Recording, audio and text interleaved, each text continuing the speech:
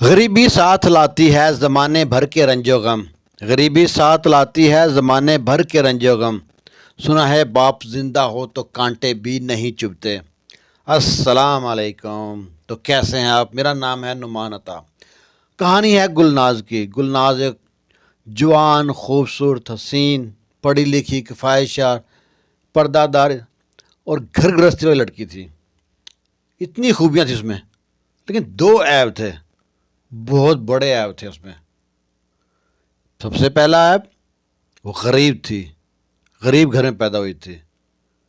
بہت بڑا گناہ ہے غریب ہونا آج کے دور میں۔ دوسرا عیب، یتیم تھی۔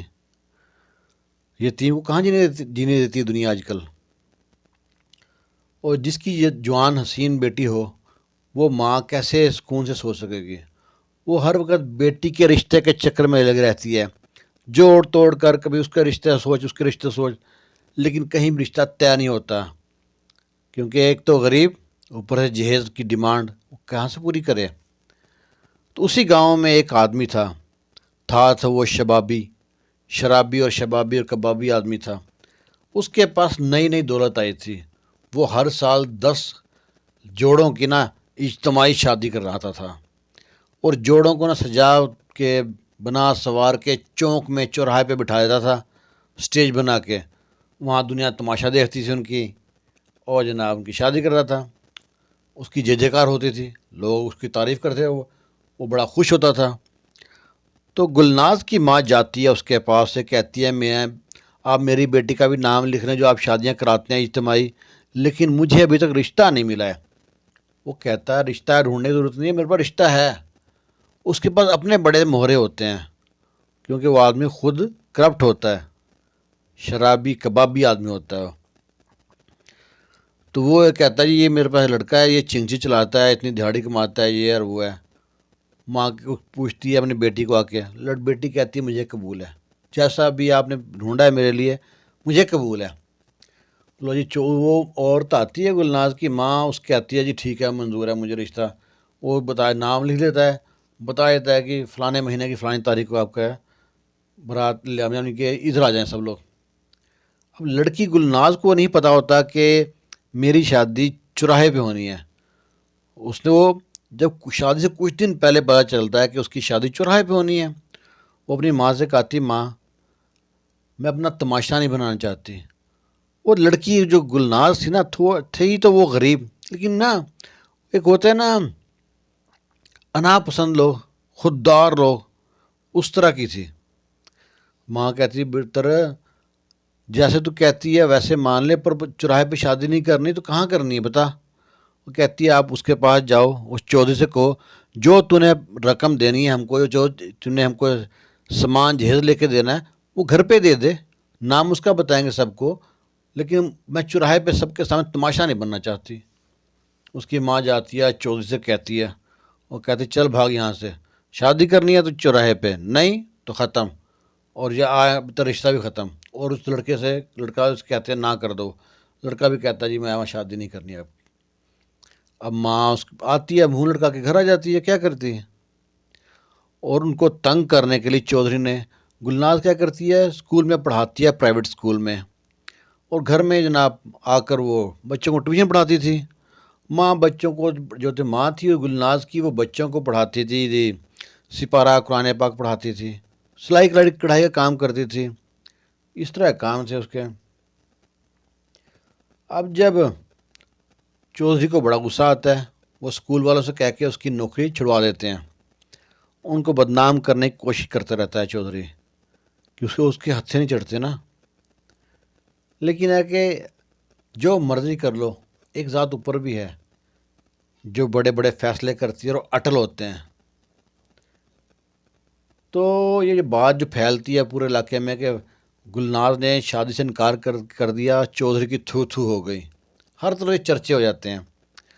بیوٹی پارلر تھا اس گاؤں میں، اس ٹاؤن میں، اس شہر میں بڑا سا، اس پہ وہ لڑکی کو جانتی ہے گلناز کو، جو بیوٹی پارلر کی مالک ہوتی ہے، وہ اور اس کی جو لڑکی ہوتی ہے کام والی، وہ آپس میں باتیں کرتے ہیں، باجی دیکھو گلناز نے کتنا بڑا کام کیا، غریب ہے لیکن چودھری کو ذلیل کر کے رکھ دیا، ٹکر دی چودھری کو، چودھری منہ دکھانے کے قابل نہیں رہا۔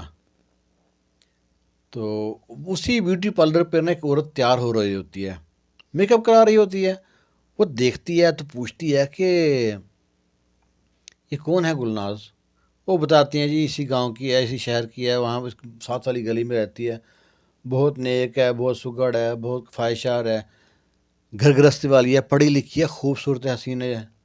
وہ کہتی اتنی تعریفیں کرتے ہیں تو مسئلہ کیا ہے؟ وہ کہتے ہیں اس لڑکی میں ایک مسئلہ نہیں ہے، دو مسئلے ہیں. پہلا وہ غریب ہے، دوسری وہ یتیم ہے. بیوٹی پارلر والی جب میک اپ ختم ہوتا ہے تو کہتی ہے اس کا گھر کدھر ہے؟ وہ کہتی ہیں باجی آپ کو نہیں ملے گا. وہ بچی کو بھیجتی ساتھ، جاؤ ان کو گلناز گھر چھوڑ کے آ جاؤ. وہ گلناز کے گھر چھوڑ کے آتی ہے، وہ دروازہ بجاتی ہے، کیونکہ اسکول تو گلناز کا چھوٹ گیا ہوتا ہے، وہ گھر پہ ہوتی ہے، قدرتی دروازہ وہی کھولتی ہے. وہ عورت دیکھ کے اس کی خوبصورتی، اس کی سادگی دیکھ کے کہتی تم گلناز ہو؟ کہتے جی میں گلناز ہوں. آپ کون ہیں؟ کہتی گلناز آپ اپنی امی ہیں گھر پہ آپ کی؟ آتی ہیں. بلاؤ. بلاتی ہیں. یہاں پہ گھر میں ایک چرپائی پہ ٹوٹی سی ہوتی ہے، بٹھاتی ہے ان کو. ماں آتی ہے اس کی، کہتی ہے، ملتی ہے اسے، اسلام دعا کرتی ہے، کہتی ہے پہچانا نہیں آپ کو؟ کہتی ہے میں نے گلناز کی بڑی تعریف سنی تھی، بہت اچھی ہے، بہت نیک ہے. اور تو میں نا گاؤں میں ایک اسکول کھول رہی ہوں، فلانا فلانا اسکول ہے، اس کی چین ہم نے خریدی ہے. تو اس اسکول کی جو پرنسپل ہوگی گلناز ہوگی. اب ماں اور بیٹی ہکی بکی دیکھتے ہیں ایک دوسرے کو. ابھی تو نوکری چھوٹی ہے، پہلے پریشان تھی، ایک دم اتنی بڑی خوشی مل گئی پھر پریشان ہو گئی. وہ کہتی ہیں اور اس کو پرس سے نا 1 لاکھ روپے نکال کے ہتھیلی پہ رکھ دیتی ہیں. ابھی پہلے وہ شاک سے نکلی نہیں تھی کہ آفٹر شاک پھر آتے ہیں. وہ اور پریشان ہو جاتی ہیں ماں بیٹیاں، جنہوں نے کبھی 5-10 ہزار سے اوپر رقم دیکھی نہیں ہوگی، ایک دم ہاتھ میں 1 لاکھ روپے رکھ دیے جائے، وہ تو پریشان ہو جائے گا. اب ماں اور بیٹی کا منہ کھلیا کھلا کہ کیا جواب دینا ہے. وہ کہتی ہے اس سے نا گھر میں کچھ ریپیئرنگ کرا لو تھوڑا بہت، کچھ کرسیاں 4-5-10 خرید کے رکھو، کیونکہ ہماری جو ٹیم ہے نا وہ آئے گی 1 ہفتے بعد، تھوڑا آپ کا انٹرویو کرے گی، تو اس کے بعد جو ہے نا آپ کو ہم اسکول آپ کے ہینڈ اوور کر دیں گے اسکول. اب ماں بیٹی ہاں ہاں ہاں کرتی رہتی ہیں. وہ عورت اٹھتی ہے، کچھ چائے پانی بھی نہیں پیتی اور چلی جاتی ہے. جاتے وقت گلناز کی فوٹو لے جاتی ہے، اس کی ویڈیو بنا لیتی ہے. اب وہ دونوں ماں بیٹیاں رات کو اٹھ کے کنڈیاں چیک کریں، گھر میں 1 لاکھ روپیہ رکھا ہے. وہ ان کو نیند نہ آئے، پریشان. صبح ہوئی، کچھ کرسی، کچھ ٹیبل، کوئی گھر میں رنگ روگن کو بجلی کا کام کرا کرو کے نا کچھ گھر میں راشن پانی ڈال دیا. ہفتہ گزرا ہے. ہفتے بعد چمچماتی ہوئے 3-4 گاڑیاں محلے میں آ کے رکی ہیں. گلناز کے گھر تک تو گاڑی جاتی نہیں تھی، پتلی سی گلی میں گھر تھا اس کا. گاڑیاں رکی ہیں وہاں پہ آ کے. وہ لوگ جب آگے آگے وہ جا رہی ہے، پیچھے پیچھے لوگ ہیں، اور سب سے پیچھے ان کے نوکر، جنہوں نے فروٹ کی کریٹ اور کیا نام ہے مٹھائی کی ٹوکریاں اور گفٹ وغیرہ، کپڑے، بہت کچھ بریف کیس، کیا کچھ سامان لے کے جا رہے ہیں. اور چونک میں چوراہے پہ سارے لوگ دیکھتے ہیں کہ یہ 3-4 گاڑیاں چمچماتی بڑی بڑی گاڑیاں. ایسے ہمارے پورے گاؤں میں کسی کے پاس گاڑی نہیں ہے. یہ گاڑیاں کہاں؟ گلناز گھر جا گیا مہمان، جا کے دروازہ بجایا، گلناز کی ماں نے دروازہ کھولا، ان کو ویلکم کیا، بٹھایا. اور وہ گلناز کی ماں بھی دیکھ دیکھ کے حیران ہو کہ یہ تو ایسے سج دج کیا ہیں جیسے کہ شادی پہ جا رہے ہوں یا شادی سے آ رہے ہوں. اور مٹھائی کی ٹوکریاں لائے ہیں، 5-7 فروٹ کی کریٹ لائے ہیں، بیگ ہے. اب وہ حیران پریشان، پانی بنایا کہ یہ پوچھے کہ آپ خیریت سے، کہاں جا کیسے آئے ہیں. پانی وغیرہ پلایا، ان سے کہا جی خیریت ہے، آپ تو کہہ رہے تھے کہ آفس کے لوگ ہوں گے، لگ تو نہیں رہا، آپ لگتا ہے کہ آپ شادی میں کہیں جا رہے ہیں. وہ کہتے ہیں نہ شادی میں جا رہے ہیں نہ شادی سے آ رہے ہیں. بات سیدھی سیدھی ہے. اس دن آپ سے میں نے جھوٹ بولا تھا کہ ہم نے اسکول کھول رہے ہیں. میں اس بیوٹی پارلر بیٹھی تھی، وہاں یہ بات ہو رہی تھی، میں نے سنی کانوں میں.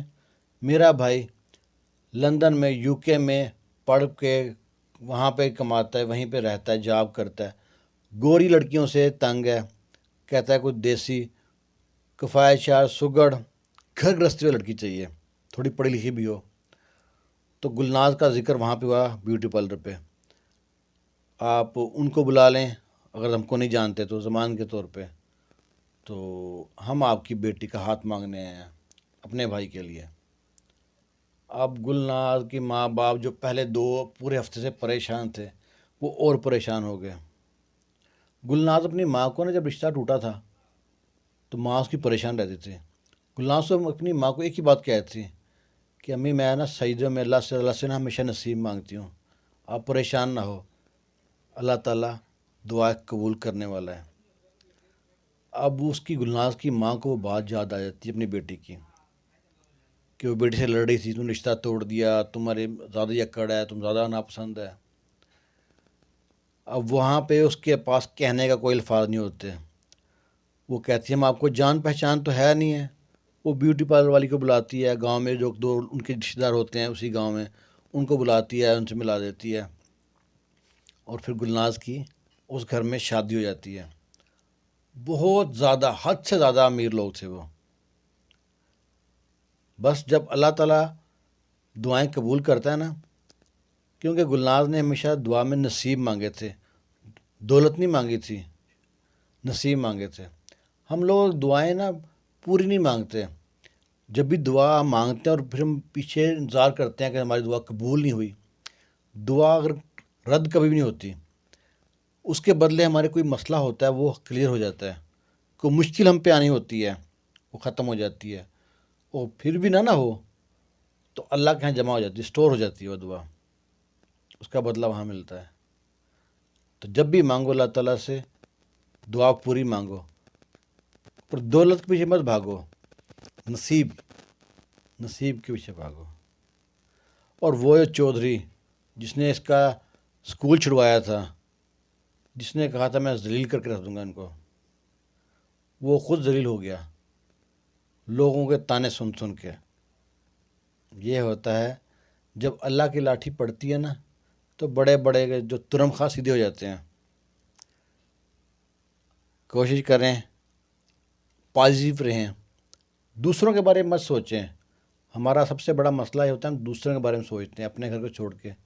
دوسروں کے بچے اتنے لائق ہیں، ہمارے بچے لائق نہیں ہیں، دوسرے گھر میں گاڑی ہے، بنگلہ ہے، ان کے پاس بینک بیلنس ہے، وہ وہاں گھومتے ہیں، وہاں کھانا کھاتے ہیں۔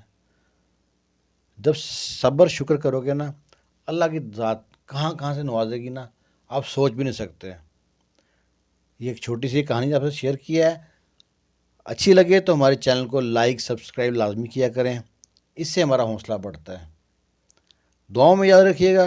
اللہ حافظ۔